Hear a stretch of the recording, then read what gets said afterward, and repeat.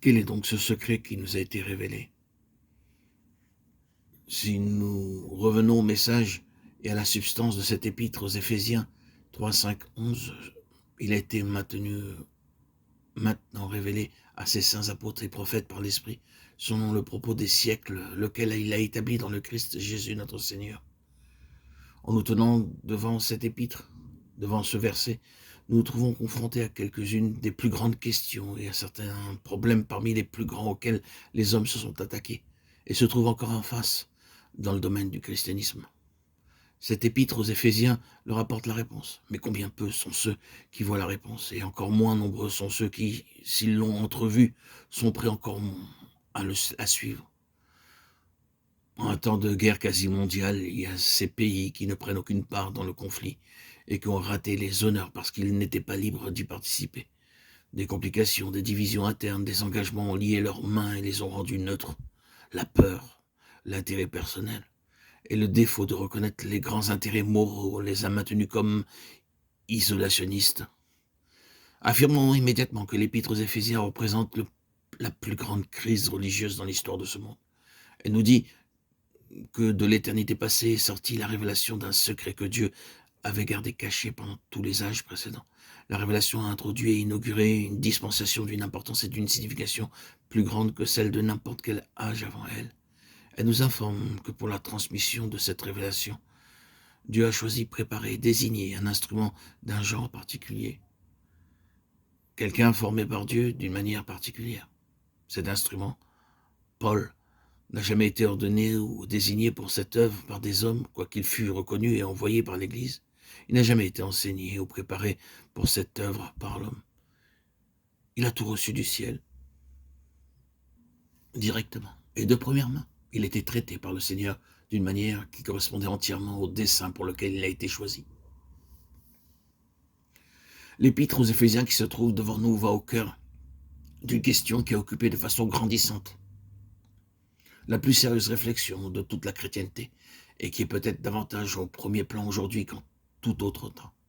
C'est une question d'une très réelle importance pour tous les chrétiens, mais malheureusement elle a été amenée à un niveau au-dessus de la personne ordinaire, par un terme savant qui est très largement employé. Le mot ou le terme qui a tellement été utilisé depuis le 19e siècle environ est œcuménique, un mot d'une autre langue, bien sûr, quelque chose qui fait impression et perdu si sa simple signification qui est universelle est employé, son instrument actuel est ce qui est connu comme le concile mondial. Ce concile s'applique péniblement à découvrir une solution au chaos, aux complications des divisions dans la chrétienté. Pendant des siècles, les divers groupes de la chrétienté appelés dénominations ou églises sont restés avec ténacité attachés au point de vue qu'ils tiraient chacun leur origine d'une base d'autorité scripturaire et qu'ils étaient fondés sur cette base. Chaque division a fait cette revendication et trouve sa force dans cette conviction.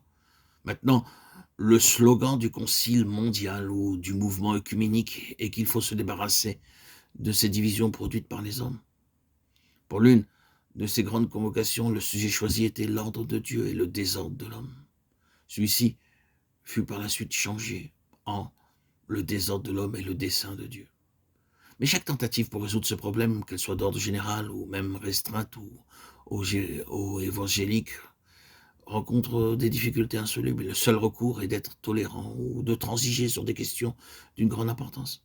Ainsi, un nombre de compromis doit être introduit dans le programme pour l'unité. Le grand problème des divisions au sein du christianisme est aussi désespéré quant à le résoudre par des recours humains que les nombreux problèmes entre les races différentes.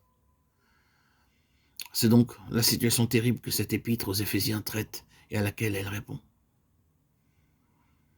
Nous avons déjà vu que ce grand esprit de schisme a eu son origine bien loin en arrière, à un moment sans date dans le ciel, en divisant les armées angéliques en deux camps irréconciliables. Plus tard, il a entraîné la terre et a eu une longue, très longue histoire, gagnant de la force et prenant de l'ampleur dans des guerres qui toujours se multiplient et s'intensifient.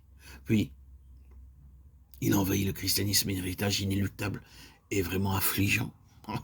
Ainsi, ce n'est pas une petite affaire que cette épître aux Éphésiens traite et à laquelle elle donne la réponse.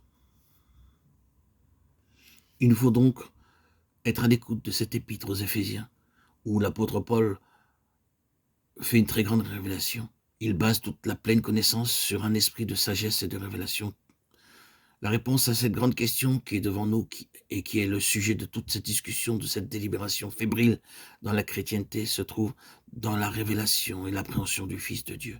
C'est entièrement une question de savoir si le Fils de Dieu a réellement été vu par une opération du Saint-Esprit ou non. Le genre de vision auquel nous faisons allusion représente une époque, une rencontre, une révélation, une crise. Il n'y a aucun pouvoir sur cette terre qui aurait pu changer ce Saül de Tarse, violent, fanatique, sectaire, ce pharisien, fils de pharisien, en l'apôtre des païens. Romains 11, 13. Paul dit, il plut à celui, à Dieu, de révéler en moi son Fils. Ou en d'autres termes, j'ai vu Jésus-Christ. Paul a eu la vision. Il a eu cette vision. L'avons-nous? Marchons-nous selon l'Esprit? Cette vision est basique dans le salut. Cette révélation, cette illumination qu'a reçue Paul est essentielle pour que nous ayons un service efficace. Et Jésus a attaché une immense valeur à la vue spirituelle, comme une lecture de l'évangile de Jean nous le montre. Les yeux ont été dans son enseignement un critère de vie ou de mort. Une œuvre fondamentale et prééminente du Saint-Esprit a un rapport avec une illumination spirituelle, et cela de façon suprême quant à l'importance du Fils de Dieu, Jésus-Christ. Tout est contenu dans les Écritures, mais cependant nos yeux peuvent être retenus. Soyons tout à fait catégoriques en affirmant que nous ne pourrons jamais voir l'Église jusqu'à ce que nous ayons vu le Fils de Dieu, et nous ne pouvons pas vraiment voir le Fils de Dieu sans voir l'Église. Oubliez tout votre débat à savoir si Pierre est le roc sur lequel l'Église est bâtie, et trouvez la véritable clé quant à ce que Jésus a dit. Ce ne sont pas la chair et le sang qui t'ont révélé cela, mais c'est mon Père qui est dans les cieux. Mon Père dans les cieux a révélé cela. A révélé quoi? Tu es le Christ, le Fils du Dieu vivant. L'Épître aux Éphésiens est formidablement contemporaine, c'est-à-dire actuelle. À notre époque, il est d'usage de façon pratiquement instinctive pour des chrétiens qui se rencontrent pour la première fois, de demander à quelle dénomination, mission ou société appartenez-vous. Il n'y a ici ni grec, ni juif, ni circoncis, ni incirconcis, ni barbare, ni scythe, ni esclave, ni libre, mais Christ est tout et en tous. Colossiens 3,11. Il ne peut y avoir Paul, Apollos, Céphas ou quelque autre nom. La moindre vision de Christ comme telle devrait révolutionner notre phraséologie, notre façon de parler.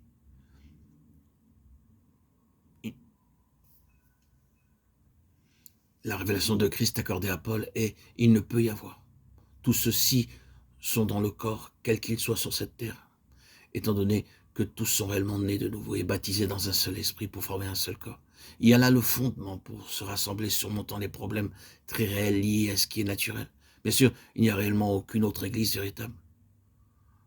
La grande place que Christ tient dans l'être même de Paul et dans ses lettres est bien sûr ce qui a tout déterminé. Avons-nous cette vision de Christ? Avons-nous cette révélation de Christ? Vivons-nous ce mystère que Christ dévoilé à nous?